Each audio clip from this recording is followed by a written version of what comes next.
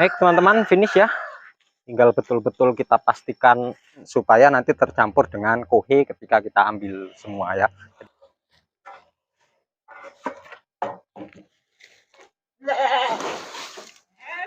Bismillahirrahmanirrahim. Assalamualaikum warahmatullahi wabarakatuh. Bertemu lagi teman-teman dengan kami channel Bertani dan Beternak TV. Tani tidak boleh malas dan jangan pernah malas bertani. Baik teman-teman ya, alhamdulillah kita masih dapat berjumpa kembali ya.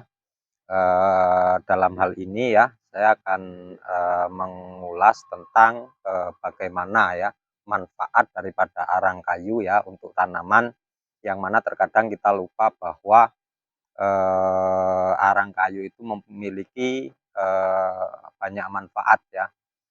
Saya tulis ya dalam kali ini itu ada paling tidak 8 ya. Adapun kelebihan-kelebihan yang lain ya untuk tanaman itu di luar analisis kami ya. Hari ini 8 daripada arang kayu itu, yang pertama adalah untuk mengurangi kadar air dalam tanah, yang pertama ya. Karena apa? Arang ini mempunyai daya serap yang tinggi. Kalau seumpama kita menggunakan arang kayu ya dalam implementasi daripada tanaman kita, maka kondisi daripada tanah kita relatif lebih stabil ya. Kalau tanah itu dalam kondisi becek, maka dia tidak akan terlalu becek ya. Terus kemudian kalau tanah itu dalam keadaan kering, maka dia tidak akan terlalu kering. Nah, ini satu manfaatnya ya. Dia bisa menetralisir kelembapan dalam tanah. Yang kedua, menyimpan air seperti yang tadi, mengurangi kadar air. Yang kedua, menyimpan air ya.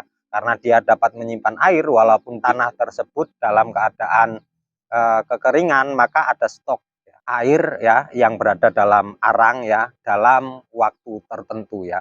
Artinya apa? Ketika panasnya hanya sekitar 1 minggu sampai 10 hari, maka stok air dalam arang itu masih ada. Terus kemudian yang ketiga, menetralkan tanah dari bahan kimia ya. Artinya apa? Arang kayu itu dapat menyerap residu dalam tanah ya. Residu itu disebabkan oleh satu herbisida, 2 insektisida ya, ketiga dari fungisida ya, terus pestisida ya, yang terakhir dari pupuk kimia yang tidak terserap keseluruhan sehingga dia menjadi racun dan dapat dinetralkan oleh arang kayu tersebut. Yang keempat ya, dapat menyuburkan tanah ya, karena memang arang kayu ini mempunyai zat asam ya, zat asam yang dibutuhkan untuk tanaman ya, sehingga tanah yang terdegradasi ya, haranya cukup stabil ya, disebabkan oleh arang kayu ya. Bisa kita lihat ketika dalam tumpukan bakaran ya, biasanya kita bakar tebon, terus kemudian bakar jungle atau bakar bonggol ya, itu biasanya terdapat tempat di mana sisa-sisa dari bakaran itu dalam sebuah lingkaran biasanya atau dalam bentuk yang lain ya. Nah, itu di wilayah lingkaran situ, di radius yang kita bakar itu biasanya tanamannya subur ya, khususnya jagung. Kenapa? Karena memang hara di situ cukup stabil ya. Yang kelima ya, mengusir hama akar ya. Jadi arang ini mempunyai kelebihan ya, zat asamnya itu tidak disukai oleh hama-hama akar ya, seperti uret ya, terus kemudian ular penggerak akar dan seterusnya ya. Nah, itu dapat dinetralisir atau dapat diusir menggunakan arang kayu ya. Terus kemudian sebagai ventilasi udara ya, karena memang arang itu mempunyai rongga-rongga yang cukup banyak ya. Terus kemudian teksturnya karena terbakar dia tidak seberapa padat, itu menjadi rongga udara sehingga menimbulkan sirkulasi udara pada tanah, sehingga apa? Akar tanaman ini dapat sehat ya, karena apa? Sirkulasi udaranya bagus dalam tanah. Terus kemudian yang ketujuh, menekan pertumbuhan jamur ya. Jadi untuk arang kayu itu juga dapat menekan pertumbuhan jamur pada tanah ya teman-teman. Yang terakhir ya, bahan tambahan vokasi alami ya. Jadi zat asam dalam arang ya. Nah, itu dapat menjadi bahan alami sebagai pembuatan vokasi alami atau pupuk alami dalam tanah, sehingga apa? Sehingga menjadi sebuah nutrisi tambahan bagi tanaman selain pupuk kimia dan kotoran hewan ya. Baik teman-teman, ini ada bahan dasar ya. Kebetulan kami beternak ya. Alhamdulillah ini ada 7 ekor ya. Bawahnya banyak kuhinya. Ya, nanti kita buat ya sisa-sisa daripada makanan hewan ini ya, seperti sisa-sisa dari ponggol ya, karena memang kebanyakan yang paling dominan untuk kami memberi makan ternak adalah daun singkong, maka sisa-sisa dari daun singkong atau bonggolnya itu nanti kita bakar ya, terus kemudian ketika sudah menjadi arang ya kita matikan. Terus kemudian nanti kita campurkan di bawah kotoran hewan saja, supaya apa? Dapat menyerap daripada air seni ya, daripada kambing yang kita ternak ini. Baik teman-teman, yang perlu kita siapkan ada 2 alat ya. Yang pertama adalah tangki. Ya, pastikan tangki ini netral dari zat kimia, kalaupun ada cuma sedikit ya, kalau bisa kita cuci dulu sampai bersih. Yang kedua adalah korek api ya. Baik teman-teman, cukup sekian review video kita hari ini. Tetap ikuti channel kami, channel Bertani dan Beternak TV. Tani tidak boleh malas dan jangan pernah malas bertani. Akhirul kalam, billahi taufiq wal hidayah. Assalamualaikum warahmatullahi wabarakatuh. Kita langsung praktek saja ya teman-teman. Saya yakin semua bisa dan ini sangat mudah ya. Baik teman-teman, kita persiapkan dulu ya bahan untuk pembakarnya ya. Kita tata dulu ya teman-teman. Ini kita bakar sedikit dulu ya teman-teman.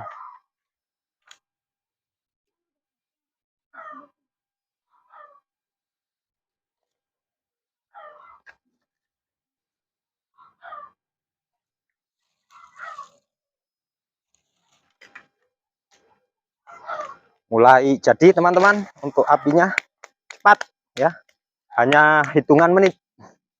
Jadi kalau kita jadi petani nggak boleh malas ya teman-teman. Kalau kita malas maka tanah kita juga kesuburannya akan kurang ya. Selain pengetahuan, juga kemauan yang harus kita implementasikan ketika kita bertani, supaya tanah tidak terdegradasi ya. Terus kemudian untuk hasil insya Allah akan lebih, karena memang kita menggunakan kompos alami setiap tahunnya. Untuk tanah relatif stabil, terus kemudian pupuk kimia bisa kita press ya. Ketika semuanya sudah terjadi sirkulasi yang baik, maka insya Allah kita petani mempunyai keuntungan yang lebih ketimbang digantung pada pupuk kimia saja ya.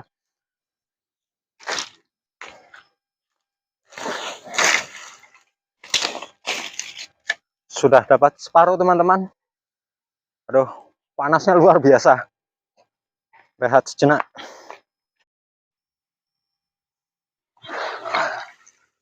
Alhamdulillah teman-teman, selesai. Tinggal dikit lagi. Sembari kita nunggu ini jadi bara, kita sarapan dulu, ngopi-ngopi dulu ya teman-teman.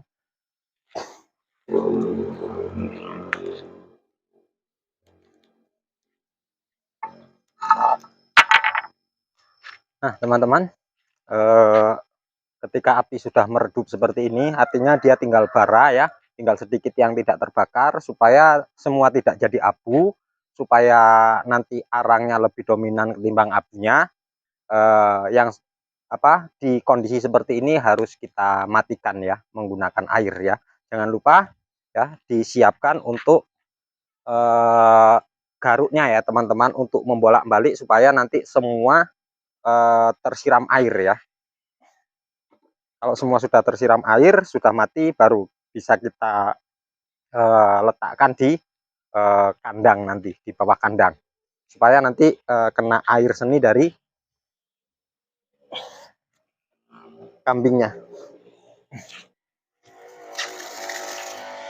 Ini kalau sebanyak ini ya teman-teman, ini bisa jadi sekitar 2 tank, insya Allah sudah mati di airnya, apinya.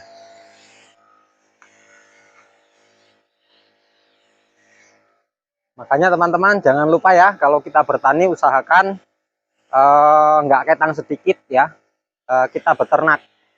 Ya ini fungsinya. Kohenya nanti bisa kita manfaatkan untuk pembenahan tanah. Terus kemudian kalau kita mau buat pupuk-pupuk seperti ini, tinggal kita campurkan saja di kohe. Nanti sudah nyampur, artinya kita nggak seberapa ribet nanti untuk pengaplikasiannya. Dari menggang tongkat ya teman-teman, kita bolak-balik, kita aduk-aduk. Ini belum terbakar, nggak masalah. Ya nanti juga akan menjadi kompos.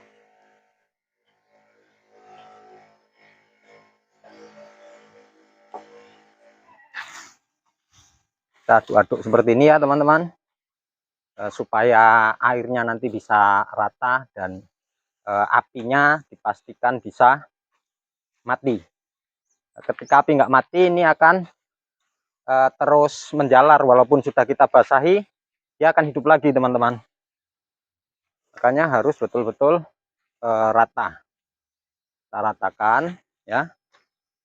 Itu udah habis setengah tank. Kalau ini kalau 2 tank nanti apinya sudah mati semua.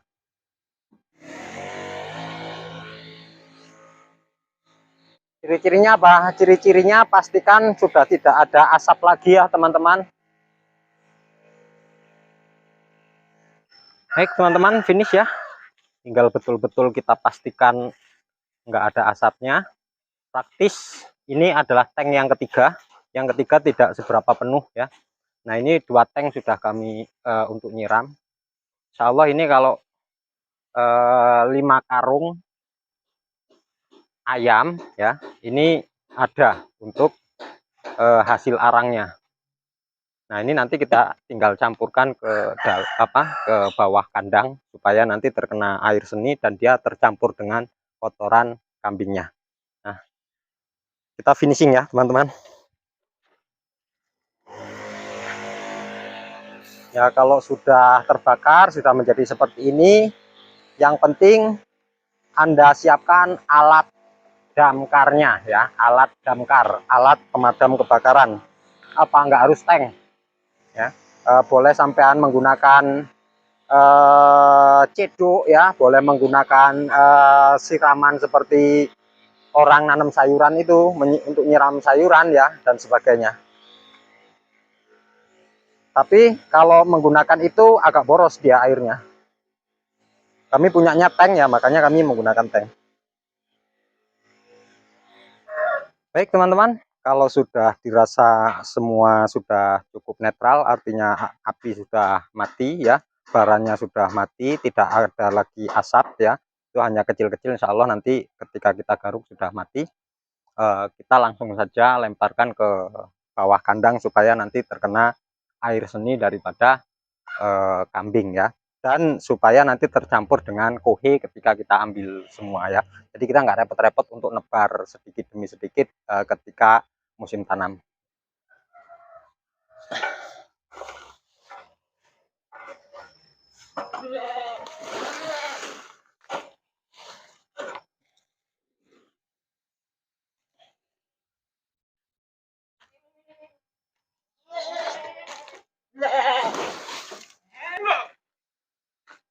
Jadi ini bukan tidak harus kayu bonggol seperti ini ya teman-teman, boleh juga menggunakan ranting-ranting yang sudah tidak terpakai, jungle ya.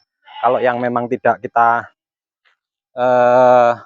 kembalikan ke kebun dalam bentuk jungle, kita bisa bakar dulu seperti ini, terus kemudian kita campur dengan kohe. Bisa juga dengan sekam ya, sekam padi ya, kita bakar setengah matang. Ketika dia jadi bara, kita matikan apinya, terus kemudian nanti jangan lupa ketika berada di bawah kandang kambing seperti ini, itu dispray dengan IM4 supaya nanti kohe terurai dengan cepat, sehingga nanti nyampurnya juga mudah. Baik, cukup sekian ya teman-teman review video kita hari ini. Tetap ikuti channel kami, channel Bertani dan Beternak TV. Tetap semangat, tetap kreatif, tetap inovatif. Petani Indonesia, petani hebat, Anda semua luar biasa.